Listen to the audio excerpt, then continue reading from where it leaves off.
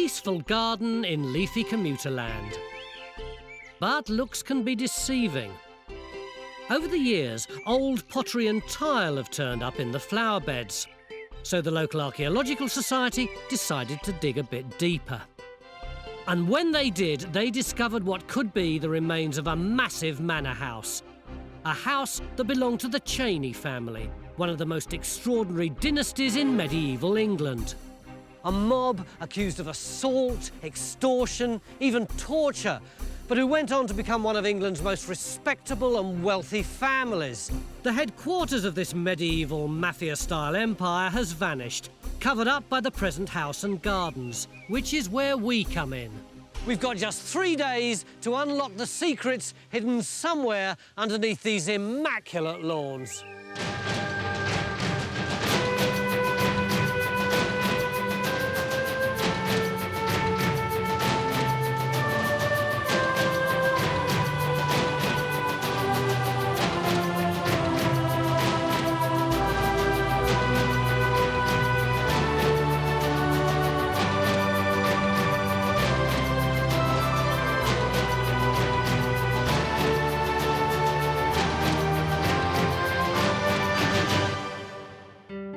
Chesham Bois is in Buckinghamshire, about 35 miles northwest of London. Nearly 300 years ago, this hill was home to a massive manor house. But today, the only clues to its existence are this map of 1735, plus some intriguing geophysics and a test trench, dug by volunteers from the local Archaeological Society. Yvonne, this big rectangle here where the grass isn't cut, that's where you put in the trench, isn't it? Oh, it is indeed. What did you find? Well, to our amazement, we found a very large 2 by 1 metre pitch tile hearth, and it's set in a beaten chalk floor and has a wall running along behind it. And you had your own geophys? Yes, we had our own geophys. We started out actually working in this area. We found a number of straight line features which looked like the foundations of buildings. You've done all this fantastic work. Why on earth do you need us?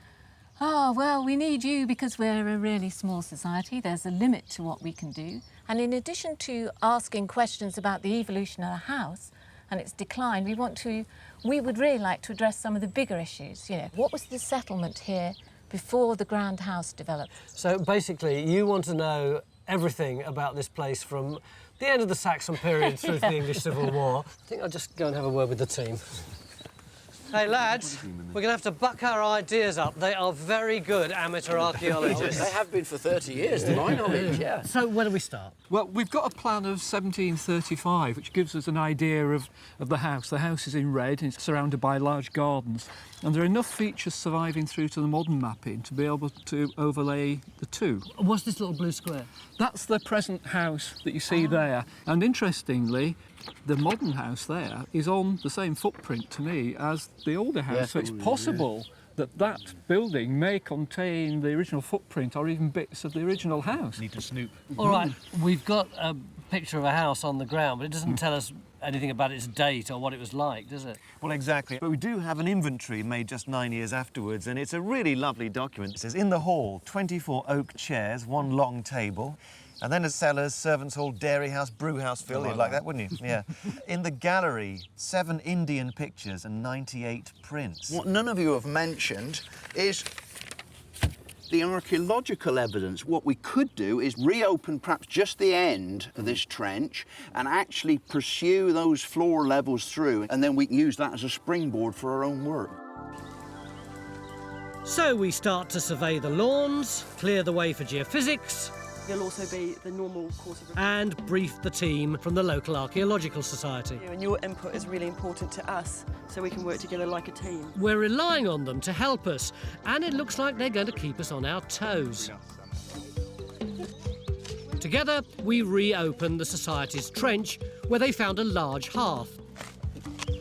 If we can find the lost manor house, it could help us to understand how the notorious Cheney family went on to become respected members of the British establishment.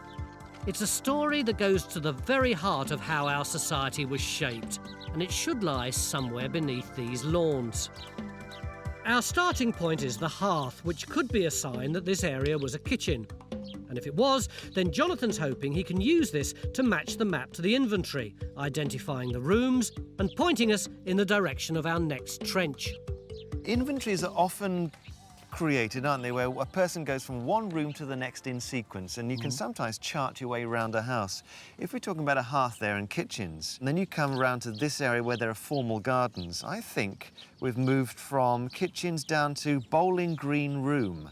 But there's also in that gallery, the long gallery, which tends to be long first floor rooms overlooking gardens and water features. So you know what you've got to find, John? Well, we're not going to find the upper gallery. No. Come on!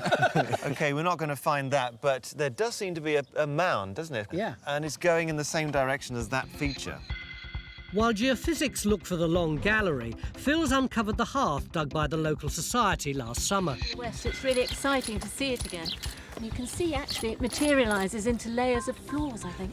How much of that sequence did you see in this trench? We really only saw it in sections. So you've really seen none of it going that way? No. So we decide to extend the trench under the watchful eyes of the Archaeological Society. Lovely little digger, isn't it? It's nice for these little keyhole jobs. And geophysics shows a strong signal that, if Jonathan's right, could be the long gallery. Now, we can clearly see the earthwork now it's been trimmed. The only thing is, talking to Stuart, he's not convinced that that bank is the long gallery. He thinks it's maybe more a bit this way.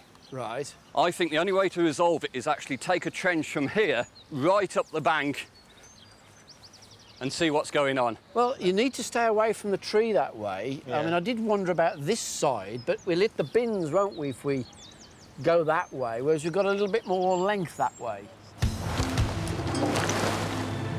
The peaceful garden is now a bustling archaeological site.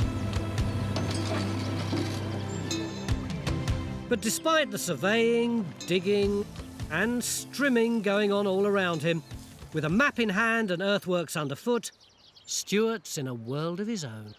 There's some trees down the avenue down there. You can just With Henry, Ray Sands placed the map over the modern topographical data. Can we manipulate it now and actually have a look sort of at the different views? The reconstruction shows the house dominated the landscape in 1735. What about other gaps through the different bits of wood? Well, there's a gap over on this side. It shows vistas were carved through the surrounding woodland for the house to see and be seen from miles I away. mean, this feels like a view for the house across the formal gardens. So you actually feel that's like one of the sort of frontages of the house. If they're right, then this may well have been the location of the grandest and most impressive part of the manor, the front range. And thanks to his morning spent strolling through the gardens, Stuart thinks he can now pinpoint this on the ground. Nick, I've been working with this 1735 map and the modern map against it. And it's becoming apparent to me that a lot of the features which are shown in this 75 map are still surviving in some of the boundaries that are still here. Yeah. Can you see this very large range, the red, this is on the 17th, underneath? There's a bit going the other side of the garage, onto the lawn, and there's a large bit coming up here towards this bowling green, which is this raised area behind us. So basically we're standing on it? Yeah, well, actually, you see this raised area over here? This lump in front, It should be in here. Right. Now So if Stuart and the map are correct, then the front of the house should be somewhere around here. The map was drawn in 1735, after the manor's owners, the Cheney family, died out.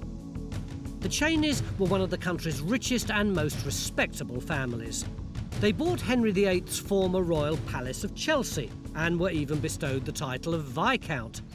But it's the origins of this empire where things get really interesting. When did the Cheneys actually arrive here? They arrived here about 1429, and we know that because as soon as they got here, they rigged the local election to Parliament. Where did they come from? They come from Bedfordshire, Buckinghamshire, this area, but what they're trying to do is to take over Buckinghamshire. So how do they do that? They do it, really, by violence. They're the original robber barons, except they're not barons, they're just knights. What sort of violence? In 1430, they were accused of throwing people off their land, putting them in prison, beating them up in prison, torturing them in prison, rigging juries. And the other thing they do, and I've got the document here, they shoot the neighbour's dog at dead of night with 2 bolts of a crossbow. So you've got this story of a wealthy family starting off really as not much short of brigands and ending up as courtiers.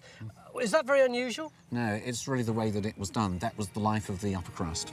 So, thanks to their criminal record, we know the Cheneys came to Chesham Bois in 1429 and were still living here 300 years later in the house on our map.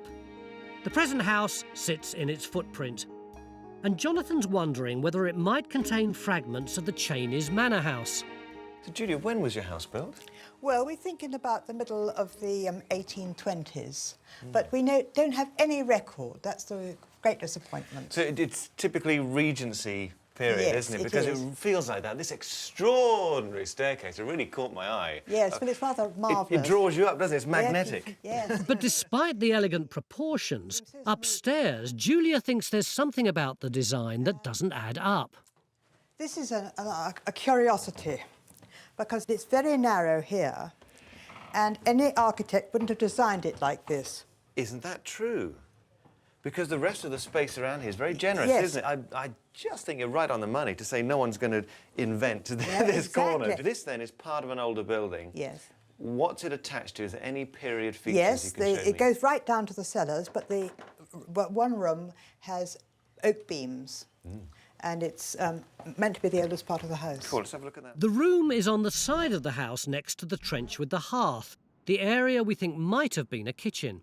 Now, let's have a look at those beams, because you can see there's a slot look, isn't there, where the yes. timber's been reused. But that one's clean. I can't see any slots in that one. So what I'm saying is that you've got reused oak, but new oak as well. Now, we tend to run out of good, solid structural oak in the middle of the 17th century. And because these beams curve, your ceiling's going to be slightly wobbly. And you wouldn't mind that if this is for a fairly lowly level of accommodation. So I would guess, with the hearth being found outside, we're talking about possibly accommodation for kitchen staff or servants or something. Oh, really? That would be my feeling. And I would guess we're talking about the early 17th century. Certainly way before 1820, when your house was supposed to be built. These beams are the first datable evidence of the Cheneys' manor house. We now know that this part of the house was built in the early 17th century, about 100 years before the map of 1735. And we can begin to make sense of the layout of the house, because together with the hearth, it seems this area was part of the old manor's service wing. On the opposite side of the house, we're opening a trench in the hope of finding the front range and discovering what the house might have looked like and when it was built. Nice sort of slate here. Come on up a little bit more. Because although the beams in Julia's ceiling prove there was a house here in the 17th century, we know the Cheneys were living here 200 years before that. And the only thing still standing from then is the church. John Guy thinks it could contain a dark secret, darker even than the family's criminal past. This is the list of the vicars of this parish, and it goes right back to 1215. And the thing about this parish is that the Cheneys appointed the vicars. But look at this, there's a big gap here between 1418 and 1521. What's fascinating is this is a period of a big religious upheaval in Buckinghamshire, a big heretical movement and a religious persecution. It seems the Cheneys may have been mixed up in the bloody religious turmoil that ravaged England in the late Middle Ages. But back on site, there's no sign of the early house from which their empire was built. Earlier on, Stuart was really confident that the front range of the big house would be somewhere in this corner of the garden, and Helen and Bridge stuck a trench in. How have we done? Well, we've still got hope, let's put it that way. We found an amazing lot of modern rubbish and a great hard-packed flint surface with modern finds in it, taken that away, and then we hope this is redeposited natural. We hope there's still something underneath it. So your hope is the fact that it might not be natural, it might just be a pile of gunk from somewhere else? I'm desperately clinging on to that, and if it's not, I'll have to have words with Stuart. Well, we do have another trench over here. You may remember that we saw in the inventory that there was supposed to be a long gallery which had about 98 pictures in it, so that presumably was where the great and the good had a great time. How have we done on the gallery? Well, I'm standing in a large cut at the moment, which is chock full of rubble, but breaking news, we've just found this wall at the end here. I think might be going under there. I'll have to give a bit more investigation. We've got some really good stuff out of this rubble as well, which Jonathan's been having a look at. Like what, Jonathan? We've got some really interesting brickwork coming up by the minute. We seem to have two phases. The first one has this very bright white mortar, but the second is the most interesting, and it's this darker, creamy stuff. Oh, that looks nice. Which way up would that Solid go? bit of kit. You'll be standing in a door, as you think, with that being on one side of you, or a window, and you may be warmed by a chimney that has an octagonal chimney stack there. Lovely stuff. That's pretty promising, isn't it? I'm going to have to ask you this question. You'll probably say no, but do you think that that wall could be the gallery? I tell you what I will say. On the map, this is exactly the right site for the gallery. Another thing I'd say is that this kind of brickwork is more typically mid-17th century. If it's the gallery, you know, I'm backing it, but I can't say for certain until we see more. I'll tell you what though, Matt, it's more promising in this trench than in the other one. By a long way. Which isn't saying much, because other than these few tantalising bricks, we've got very little to show for a hard day's digging. And we're still stuck in the 17th century, even though we know there was a house here from at least 1429. With a lost medieval manor, missing vicars and mutterings of heresy, if we're going to tell the true story of this quiet corner of commuter land, it looks like we've got our work cut out. The beginning of day 2 here at Chesham Bois in Buckinghamshire. We're trying to find evidence of the medieval manor house that we know stood here from at least 1429 and was home to the infamous Cheney family.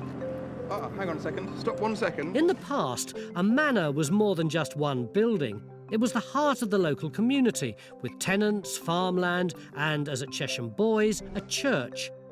And if we can discover what was going on around the house, it could tell us more about the house itself.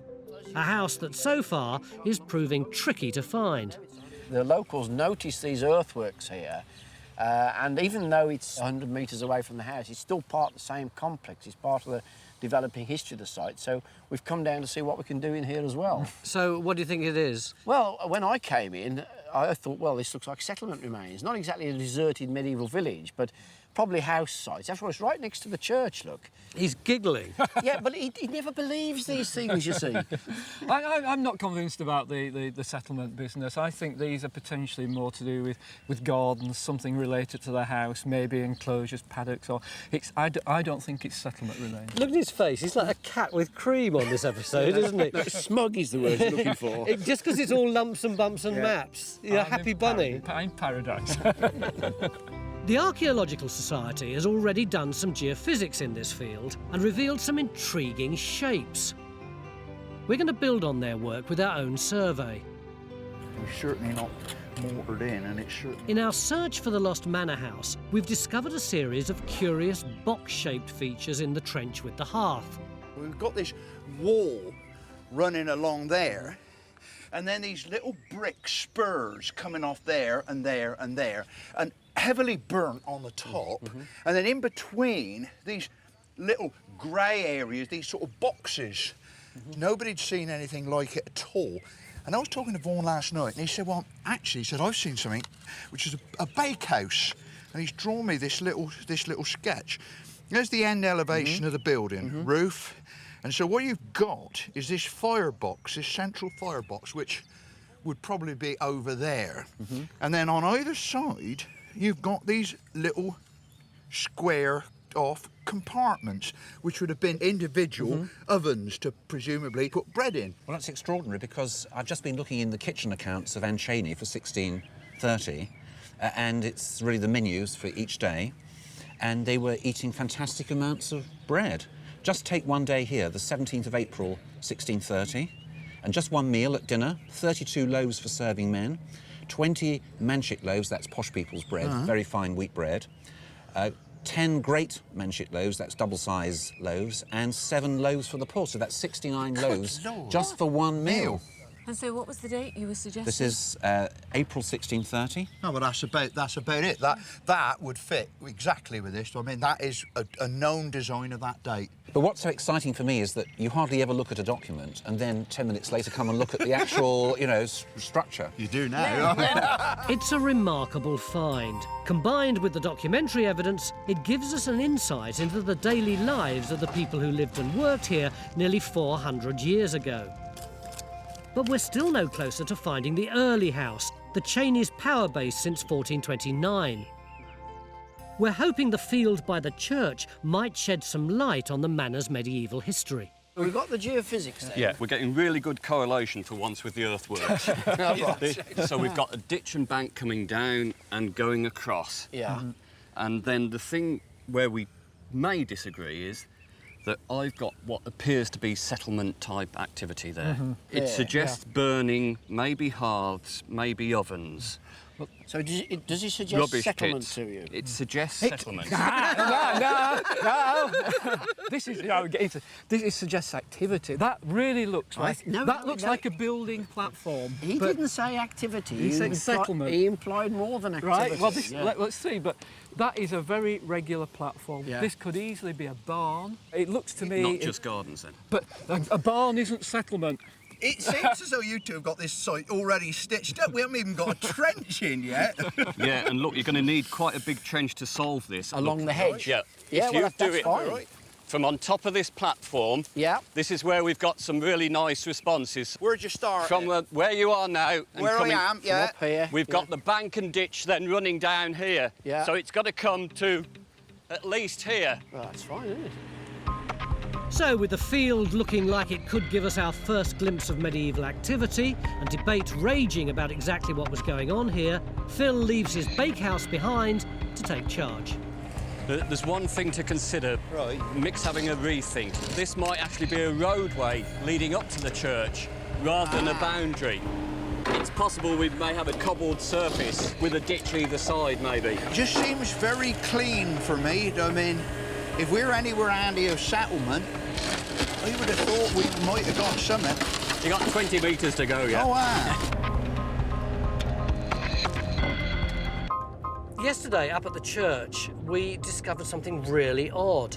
There was this board with the priests' names on it, and yet round about the end of the 15th century, there are a whole load of names that were missing, and John Guy, our historian, kind of suspected that there was something rather dark and sinister going on. So I'm driving through this gorgeous bit of suburbia to meet someone who I think might be able to shed a bit of light on it. Chris. Tony. Where is it then? It's just up this way. Uh-huh.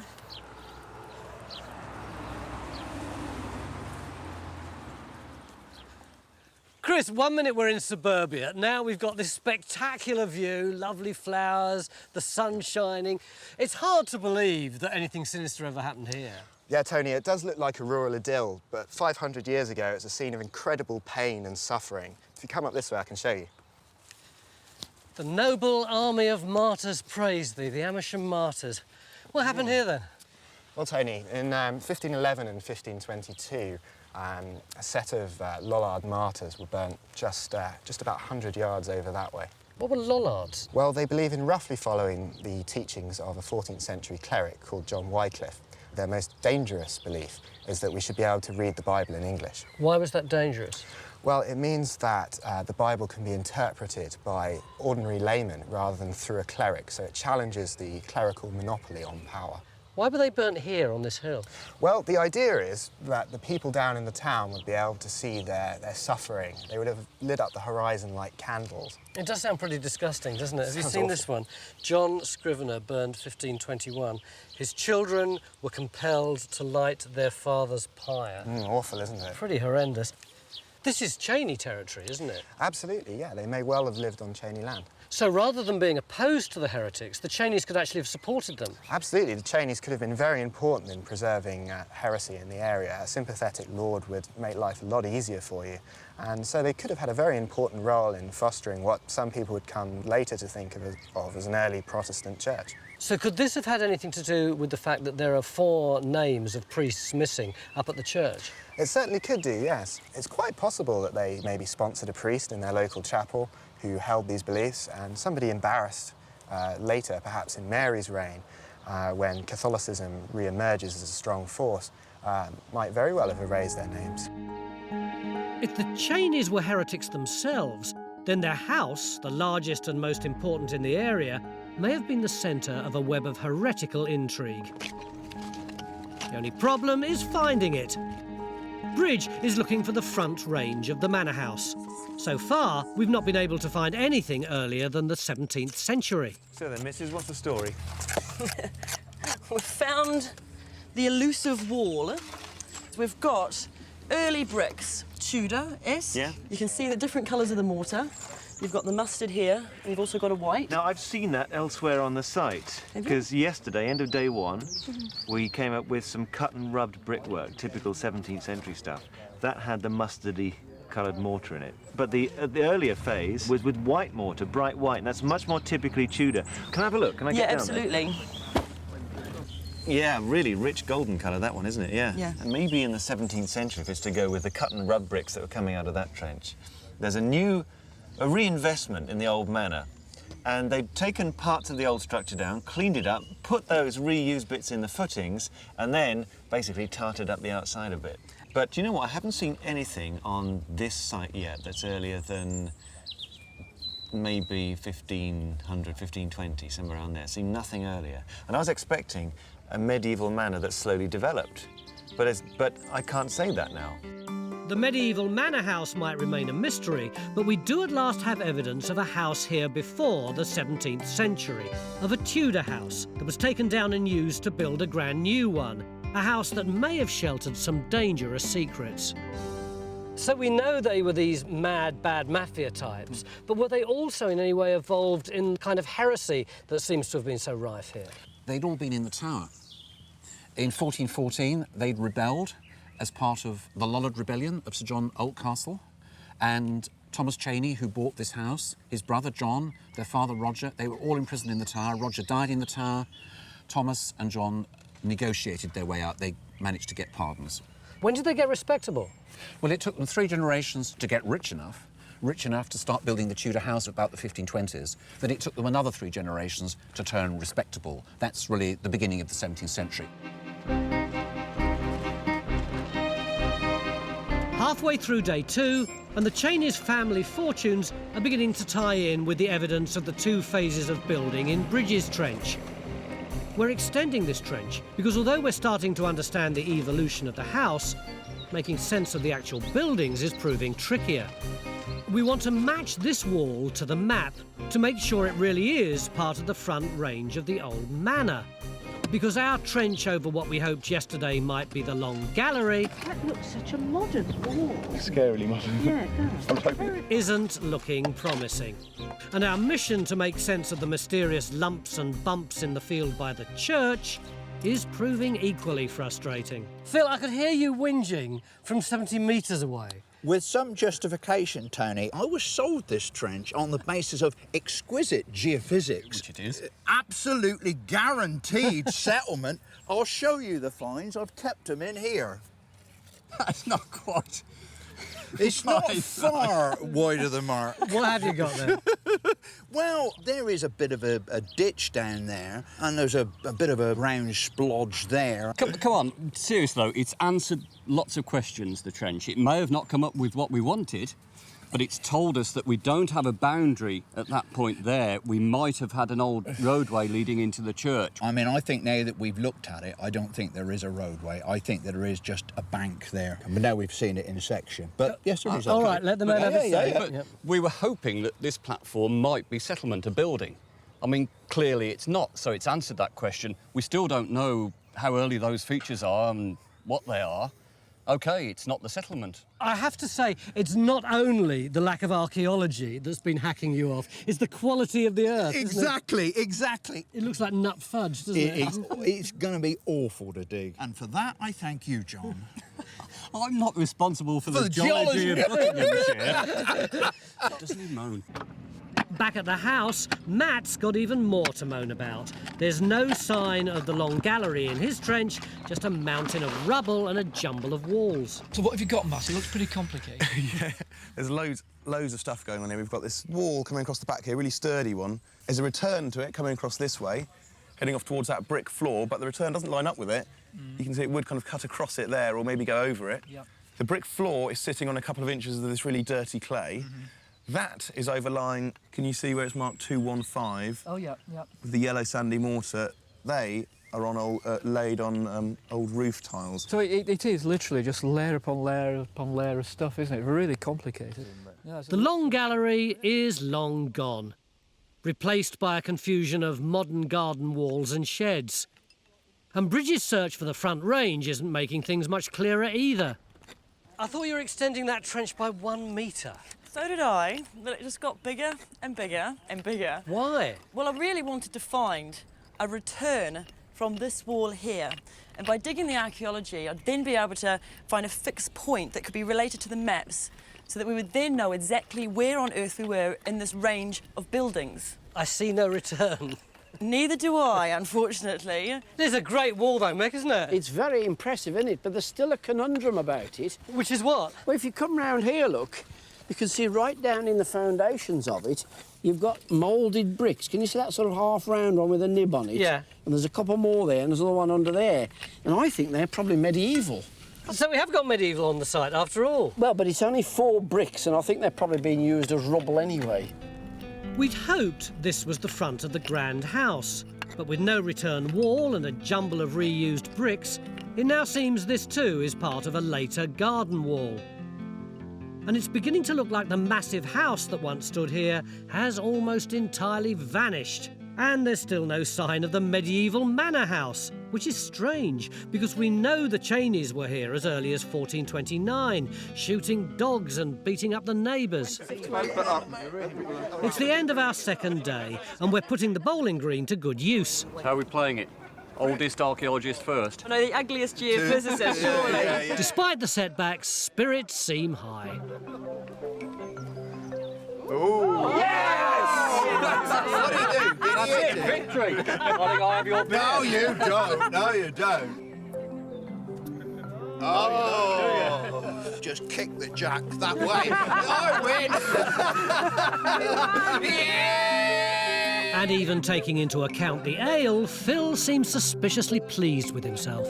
For 2 days, we've been working on this site, assuming that there have been buildings here since way back into the medieval period. But so far, we haven't discovered anything earlier than 1520. No buildings and no finds. But this has just cropped up in Phil's trench, 70 metres away, over by the church. And this is 12th to 14th century. So, for the early part of our story, have we been digging in the wrong place all this time? We'll find out tomorrow. Beginning of day 3 here at Chesham Bois in Buckinghamshire. And for the last 2 days, we've been looking for evidence of a big house, which we were pretty sure was standing somewhere in that garden from the 1200s. Well, we haven't found anything earlier than 1520. At least, not there. Down there, that's a different story. Phil? Tony. Yesterday you humiliated this man. You said that his trench was useless, there were no features in it, that you'd never had such a bad time in your entire life. And then suddenly, towards the end of yesterday's digging, you found this, 12th to 14th century. And now, look at him, it's all smiles and happy family. Yes, I must confess, I suppose I was probably a little bit premature in my condemnation of the geophysics. That's unlike you, Phil. It is, very much unlike me. How are you feeling now, John? Smoke. No. Just right. What is it you've got here? You know, we do have this ditch here. That's where that pottery came from. And then down here, we've got another one running parallel to it. But the main thing is now we've cleaned this all up, we can actually start digging it out. The fragment of pottery suggests that medieval people were living and working somewhere in or near the field by the church. So with just 1 day left, we're throwing everything at it. The geophysics shows a large feature that looks like a bank and ditch running along the bottom of the field. So we're opening a trench across that too. And back on our main site, we're still searching for the medieval manor house. I'd say hand-rolled brick, 1630. Without success. Which is frustrating, because we've discovered that in the early 15th century, Chesham Bois was the power base of the Cheney family, a medieval Mafia-style mob accused of torture, intimidation, and even heresy. We know they were living here from 1429, but there's no sign of the medieval house that should be here. And as ever, where there's a mystery, Stuart's convinced there's a map that can solve it. So what are you doing festering in here then, Stu? I'm taking 5 minutes to think in a nice, thoughtful, calm place, actually. Right. I've been looking very carefully at this 1735 map that we've been using. There's the house. there, gardens around it, quite clear. Look at the symmetry of the axis. It's all rectangular and regular, all on the same grid. Yeah, exactly what you expect in houses and gardens that period, right? Now, there's something that isn't on that pattern and alignment, isn't there? Stands out like a sore thumb, that L shape there. Exactly. Doesn't It doesn't fit with that at all. That's No. alarm bells start going in my head. Why is it like that? And you're thinking that's a different phase then? I am. Look, not only at that, there's a boundary down here, a field boundary. But look at the alignment of that. That's the same as that. And if you walk across the church field there, there's a bank and ditch goes across, which is also on that alignment. Right. Now, that all suggests that there's something there with sort of enclosure around it. So when there's been a redesign of this landscape and everything's been put on that axis, there are certain bits that have been left behind they want to keep, and the other bits they've got rid of. So what is that? Is that building by the church? Yeah, I think they call it the Warren. It's the other white house there, just by the church. I think I'm going to go and have a look at that. Very white. See what we can see, yeah. You carry on festering. It certainly seems worth pursuing Stuart's hunch, because despite the Archaeological Society's best efforts, we're not finding anything around the house earlier than the beginning of the 16th century. The L-shaped building on the map lies between our house and the church. From the outside, it's hard to tell how old it is. It's been plastered, extended, and the windows are relatively modern. Luckily, the owners have let us in to take a look round. Hey, look at that, Mick. Oh, that's good, isn't it? Look at that. So what sort of date's that then? Well, that pointed arch, flattened out, nice red brick. Look at that. Oh, let's have a look at the mortar, see if we can get some original mortar. Yeah, there we are, nice and soft and white. That's middle of the 16th century, exactly right for the Tudor period. Looks like you've got a bread oven in the back here, look, as well. It does, it's still there, isn't it? Yeah. So would this have heated, what, the main living room at the time? Yeah, what happens is medieval open hall houses have central fireplaces, they're quite smoky. The Tudors get fed up with that. They want individual compartments of rooms, each of which has a fireplace for itself. Jonathan suspects that the Tudor fireplace has been inserted into an earlier medieval house, and the best place to look for evidence of that is in the roof. A lot of this looks replaced, doesn't it? Jonathan, it looks like new timbers. It does, me. It looks like someone's been down the DIY to get some sawn pine, doesn't it? Yeah, so the old roof's gone by the look of it, isn't it? Well, it seems it, doesn't it? But, oh, no, look, there's some. There's a bit down there. You see, you've got a couple of peg holes. Oh, yeah? Right there. Yeah.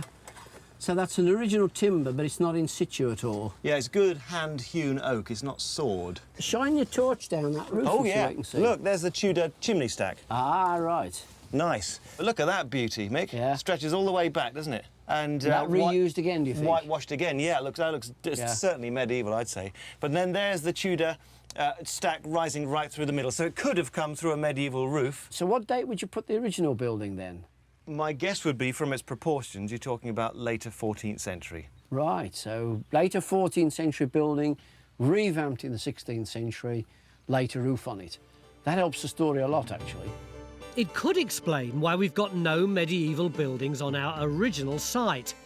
A sneaking suspicion's beginning to emerge that this house, and not the one we've been digging around for the last 2 days, could be the medieval manor house we've been looking for. So we're extending our geophysics closer to what could be the medieval manor house. And Matt's investigating the bank and ditch that runs across the bottom of the field. We'll get one more scoop, get a couple of more scoops out of there and get it nice and orange. He's found a medieval roof tile, which means the ditch was probably dug in the early Middle Ages. Its alignment with the medieval house suggests it was a boundary to enclose the manor and stamp its owner's authority on the landscape. Immediately in front of the house, geophysics shows a series of features, which could be a path. So halfway through day 3, we're opening another trench. And after 2 days of difficult digging, Phil thinks he's worked out what's going on in his trench. What I want to point out to you is something we didn't know before. Yeah? There's the ditch. Now, that's the ditch that had the 12th to 14th century pottery in. And the piece of pot came from the top of that ditch. Right. Now, you'll see this natural comes plunging down there. Now, what I wonder is whether or not we aren't actually looking at an earlier ditch. Ah, right. So there was a ditch there, and they've dug another one Like alongside it and through it, in fact. That's what it's looking like. We could, and it is only could, be looking at something that is, you know, late Saxon, So just perhaps after the conquest. That could be sort of 11th, 12th century, Exactly. couldn't it, before that Exactly. one? That's rather good, isn't it? Thanks to these two insignificant-looking ditches, it may now be possible to take the history of Chesham Bois Manor back as far as the Saxon period, and to finally work out what was going on in this field. One thing that has been consistent is that there has been no evidence for anybody actually physically living here. What we can say is that they were here, and of course it's near our early house. Yeah. And at the other end of the trench, the feature we thought might be a path to the church isn't. Like Phil's ditches, it's a boundary, probably between two small plots of land. The Cheneys didn't get here till 1429, but we've got archaeology here from much earlier than that. Who owned this place prior to the Cheneys? Well, this land that we've been digging on had a pretty checkered history for 350 years. About a dozen different people owned it. One of them was a grocer from Hampstead who bought it straight after the Black Death, cheap. A tax collector from Essex owned it. But what I've actually found is there's a document from 1368 when a guy called John de Bruce owned this site. This document connects the land, the manor of Chesham Bois, with the church because he had the right to appoint the vicar. But I also know that this same guy had a manor house broken into on this same land 10 years before. So we've got that connection. It may not have been that house, but there was a manor house on this site. How far back can we go? This same land, this manor, was owned in 1213 by the Du Bois family. They were given it by King John, hence the name of the estate. But that is the same land which in Domesday Book was recorded as belonging to the Bishop of Bayeux. But Domesday Book also says that before the conquest, in the reign of Edward the Confessor, two freemen, two soakmen, owned this land. So we can go right back to Saxon times? We can go back to exactly before the conquest. In our trench closest to the medieval house, we've found what looks like a path, and on it an appropriate find. Look, great big iron key. Where'd you get that, Naomi? Well, basically, we found it in the fill of what is this potential pathway that's running up towards the house. Any date? Well, it's got a kidney-shaped bow. That could be late 14th century, probably medieval, could be a little bit later. So this could be the key to the front door of the manor house? It certainly could, yes, the key to the front door found on the driveway leading away from it. This key is our best find. But the dig doesn't lack discoveries. We've uncovered nearly 1,000 years of history on this one small patch of suburbia. All day, all four of these guys have been feeding me little snippets of information from their own disciplines, and now I feel like I've got intellectual... Indigestion. Indigestion, that's the word. I've no idea where we are. I know that round about the middle of day one, we thought that we'd got a house here and its ancestors on that site had probably been here since the early medieval or sometime. Yeah. Do we still think that? No. Ah. No. Right. No, we now think that the medieval manor house was probably in that building there at one stage, and that this was a completely greenfield site with a new building laid out probably sometime in the early 16th century, something like that. Yeah, that's what's being borne out in the ground, because the earliest phase we can look at is Tudor. I mean, we're talking maybe 1520, 1540, somewhere around there. Beautiful, bright white mortar it's set in. Second big phase is where the brickwork's been cut and rubbed. That's a mid-17th century thing, and that's set in a yellowy mortar. So two phases of building on this site. 100 years apart. How does your surveying tie in with this idea of various waves of wealth? Well, it ties in exactly because the 1735 map we've been using shows massive garden complexes, and you need a shed load of money to build those. How does that tie in with the history? Well, that fits perfectly with the history because the two phases, when they had money, are 1520 to 1540, when Robert Cheney, who's buried in the church, lived here. He made a fortune in sheep farming. He had maybe 8,000 to 10,000 sheep. The second phase was when Francis Cheney, he was 1620 to 1644. He married Anne Fleetwood. She became Anne Cheney. She was a rich heiress because her grandfather had bought land from Henry VIII, monastic land. Oh, right. So was it around that time that they built the house where you showed me all that elegant brickwork and stuff? Yeah, I mean, it all stacks up. I mean, maybe a spring day, but it feels like Christmas to me. 3 days ago, we came here armed with one map and the evidence from a small trench dug by the local Archaeological Society. what we discovered was the story of a dynasty. It begins in 1429, when just a few years after serving time in the Tower for heresy, the Cheney family bought the medieval manor house of Chesham Bois. From here, they set out to build an empire, using any means necessary, and it seems they continued to harbour their dangerous beliefs. But fate was on the Cheneys' side.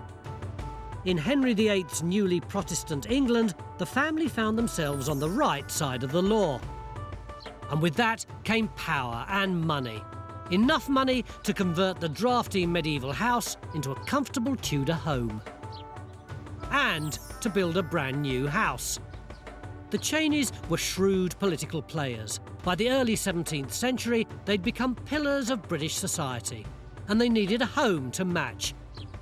So they replaced the Tudor house with a magnificent new manor house, with elaborate gardens, a fashionable long gallery, and a large bakehouse. But all this lasted little more than a century. The family died out. Despite their wealth and power, they were soon forgotten, and sometime after 1735, their house was demolished. Today, all that remains of the Cheneys' empire are the beams in the present house and its outline on a map. It's a far more complicated story than we'd ever imagined, and one which hopefully helps to answer some of the Archaeological Society's questions. Has your attitude towards this place changed over the last 2 days? Oh, it has, really. It has, because, you know, having a big, experienced workforce here allows you to look at the whole structure of the site. Not only looking at this trench, but at the other trenches. You can see its development in stages, and in a way in which you're able to learn something about the economy of the household and where things are done and how they were done. So from that point of view, it's been an extraordinary event having Time Team here on this beautiful manor house site. This whole thing started with one small trench dug by amateur archaeologists. Together, we've uncovered a fascinating story of a family that arrived as outsiders and left as viscounts. A story that goes to the very heart of how British society was shaped. And all beneath this one small patch of suburbia.